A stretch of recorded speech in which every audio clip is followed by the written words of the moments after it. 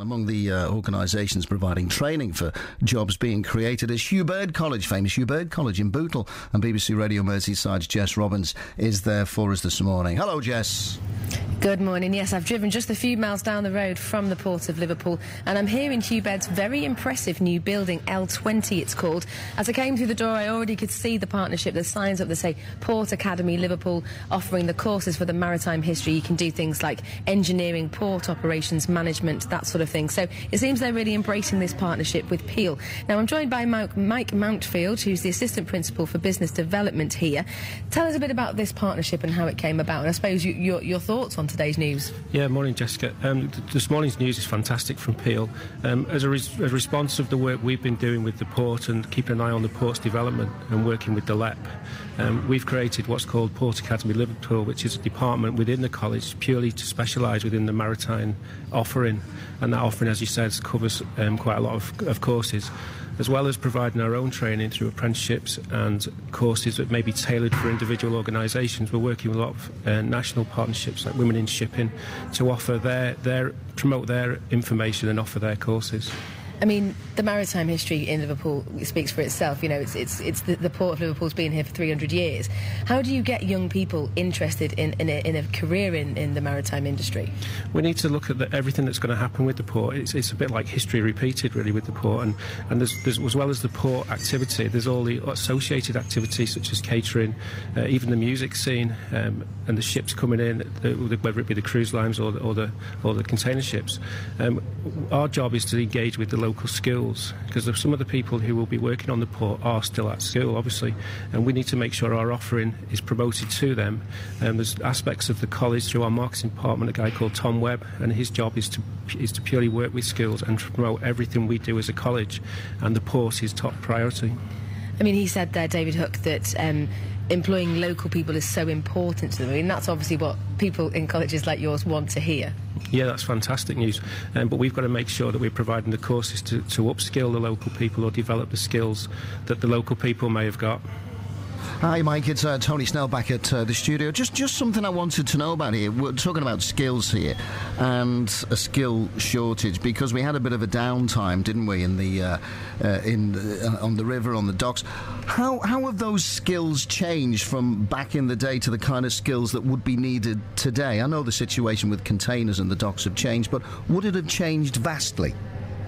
Yeah, we're getting information from the LEP and the partners we're working with that the skill requirements are changing drastically.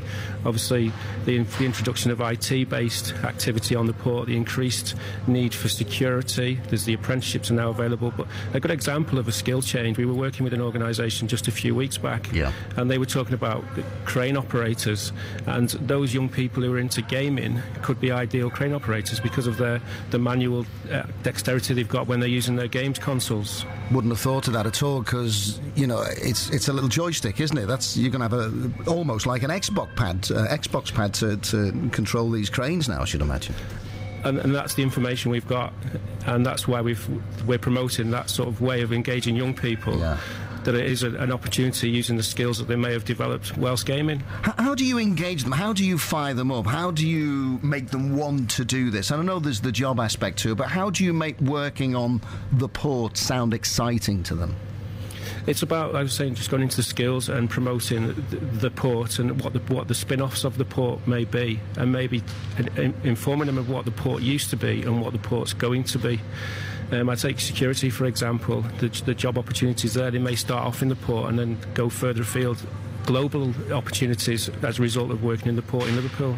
And of course, back in the day, I suppose we can't compare like for like as it was back then, but we did have, your granddad worked on the port, then your dad did, then you did. You almost followed in footsteps. It was predominantly male, but that's all changed now, thankfully, hasn't it? It can be absolutely anybody, male or female. Yeah, I mentioned Women in Shipping. We're working closely with them, and all the jobs, you know, the days of going on the docks and grafting for 8, 10, 12 hours manually is certainly going to be changing from the information we're getting. There will be the labouring jobs, but there's going to be lots of finance, admin, legal jobs, all associated with the port, and so gender does not come into it in any way. And when we talk about apprentices, finally, are we talking predominantly about younger people? I have had a couple of people this morning get in touch touch with me saying, well, what about me? I'm in my 40s. Is there going to be anything for me?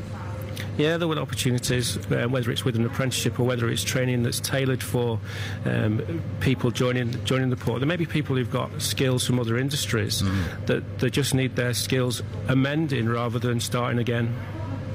Yeah, just a bit of a catch-up on the skills, I suppose.